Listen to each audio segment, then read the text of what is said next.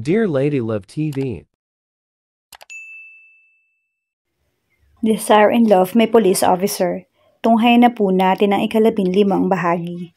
Nagmamadaling nagpalit ng t-shirt at pantalon si Mark nang tumawag sa SPO for umali. Natunto na raw na mga ito ang pinagtataguan ni Rodolfo.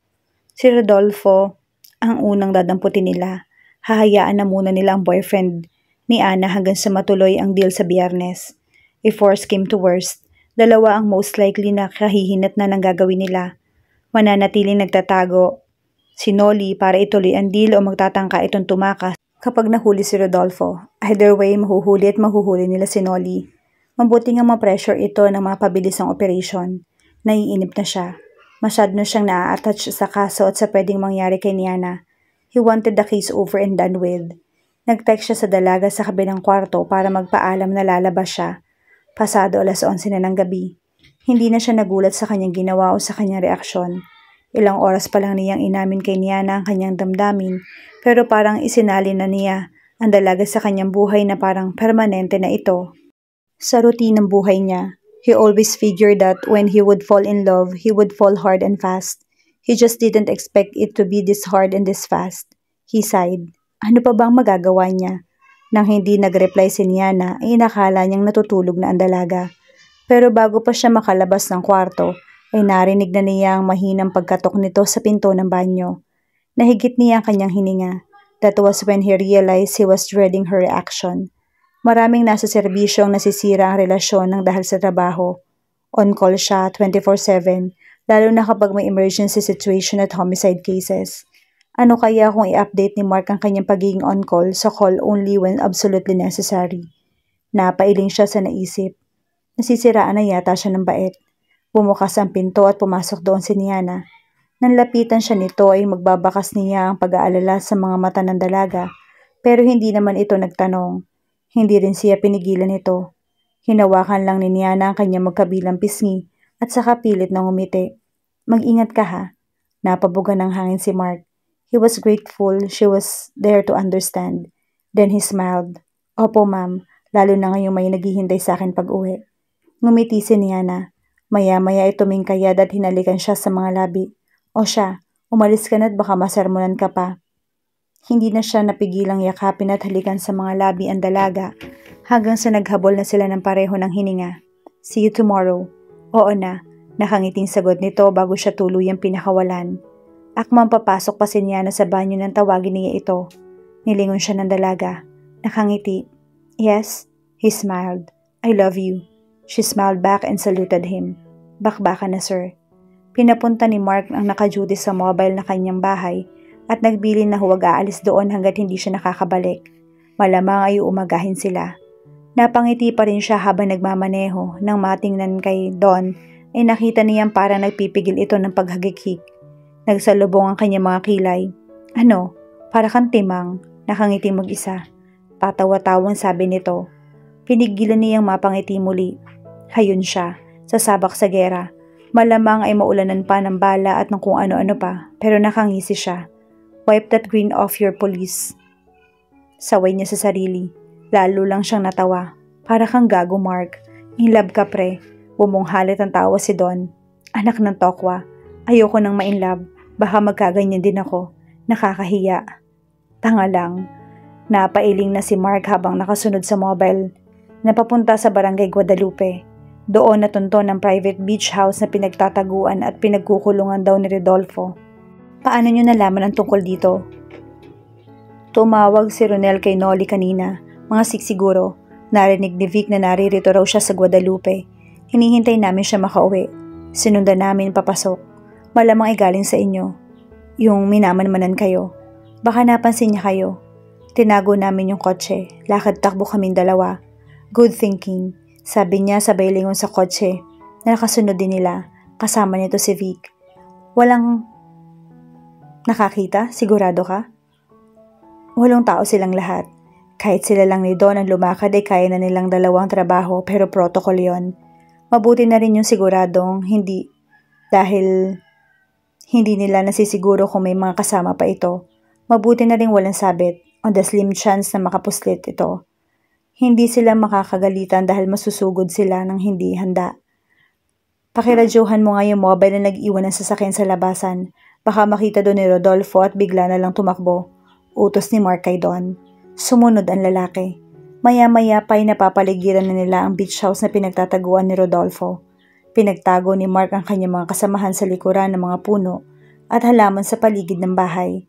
Kung sa ibang operation ay lantarang nakapwesto mga pulis para ma-intimidate ang suspect, mas gusto pa rin niya ang paraan ng Task Force Kapayapaan. Still, nag-assign si Mark ng taong magbabantay sa bawat exit points mula sa pinagtataguan ng suspect, ang side door ng mga bintana sa loob at sa sala, kusina at kwarto. Kapag tumakas, saka lang kayo lumabas, sabi niya sa mga kasama. Understood? Nagtingin na ng mga lalaki bago nagsipatanguan. Yes sir, sabay-sabay na sabi ng mga ito. Sinenyasan ni Mark ang kanyang mga kasamahan na manatili sa pwesto. Si Don naman ay sinenyasan niyang sumama sa kanya. Kasunod nila sina Warrior at Vic. Mabilis na tumakbo sila sa likuran ng bahay kung saan hindi nila nakikita si Rodolfo mula sa kwarto nito. Iyon lang kasi ang may nakabukas na ilaw. Sarado ang sliding panel windows na gawa sa kahoy at kapis shells dahil air-conditioned ang kwarto. Dumikit sila sa dingding at bumunot ng baril.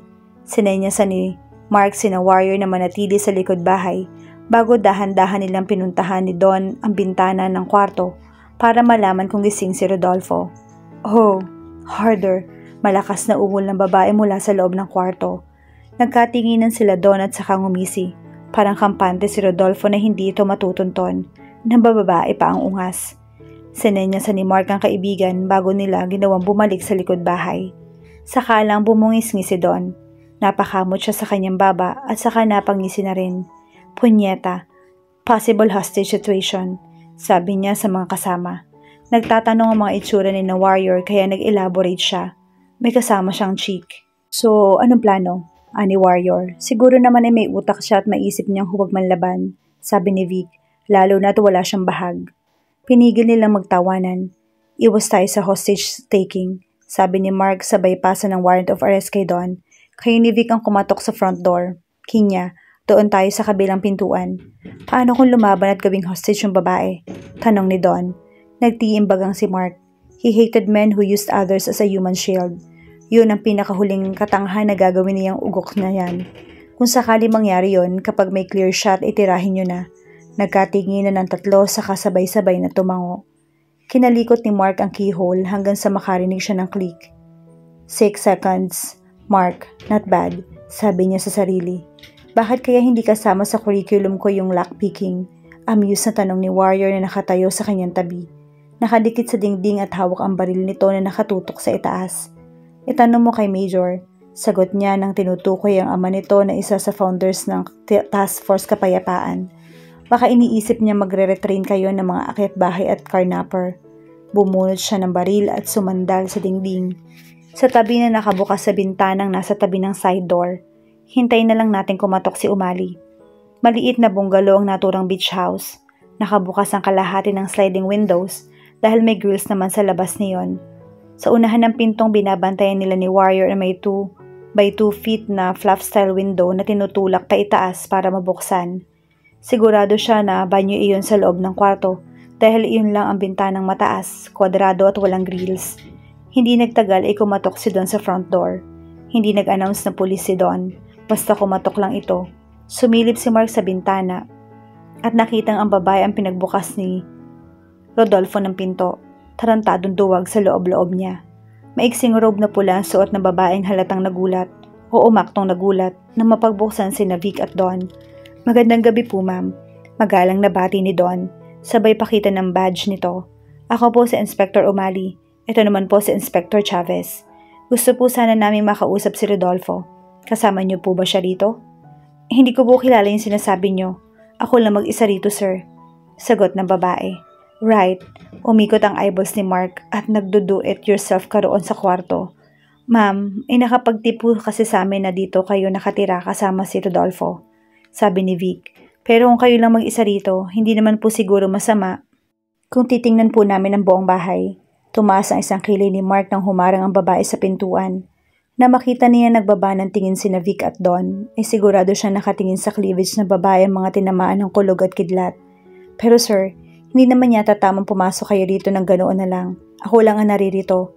Protesta ng babae. Ma'am, huwag kang mag-alala. Sabi ni Don na kasing haba yata ng Marcos Bridge ang pasensya. Kung gusto mo, dyan ka muna sa labas. Sandali lang naman kami, ma'am eh.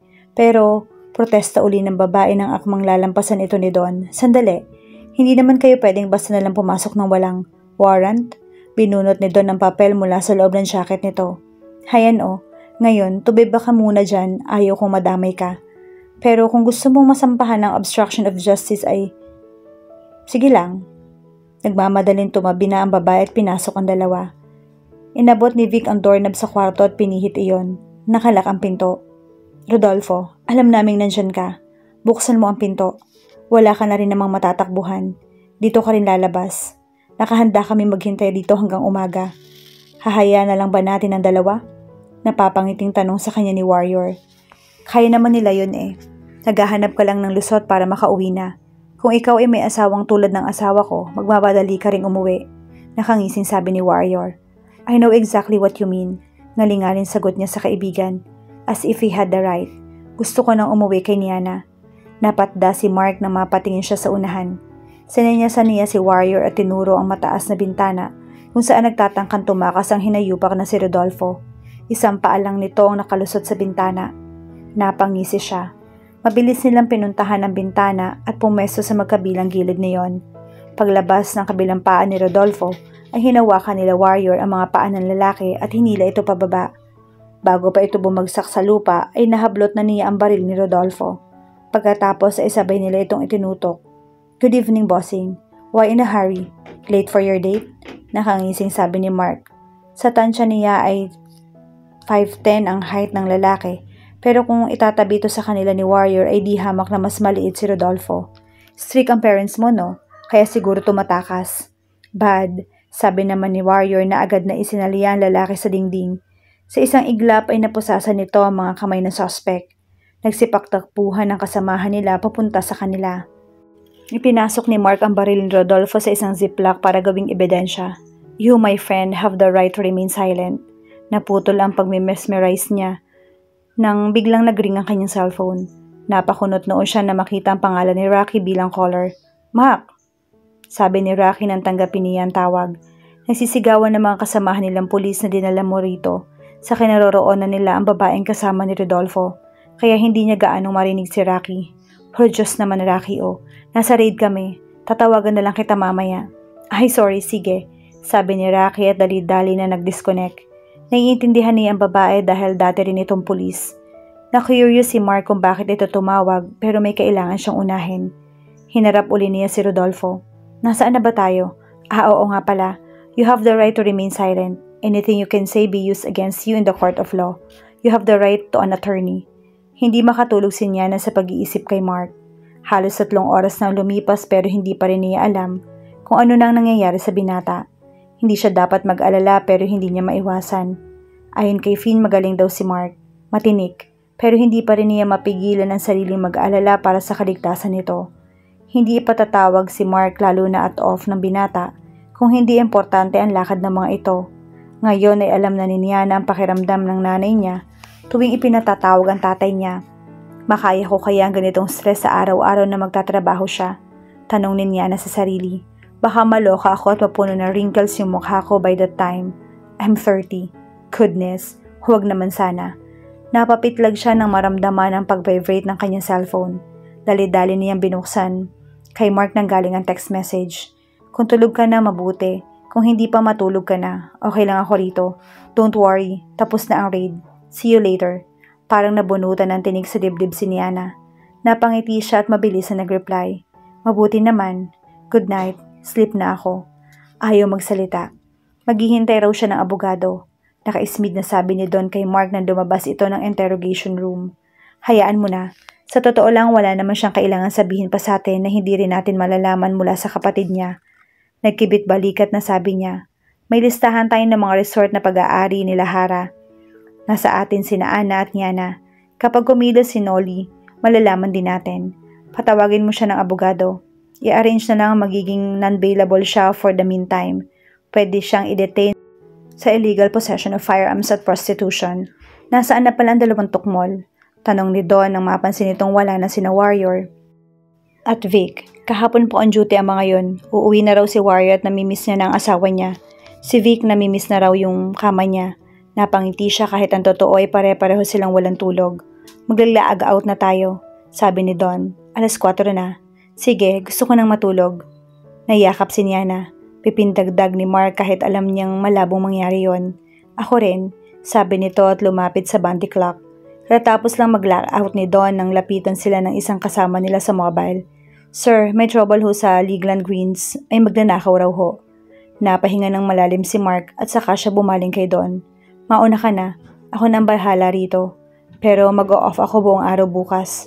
Walang tatawag sa akin, okay? Matutulog ako buong araw. Sumaludo si Don. No problem.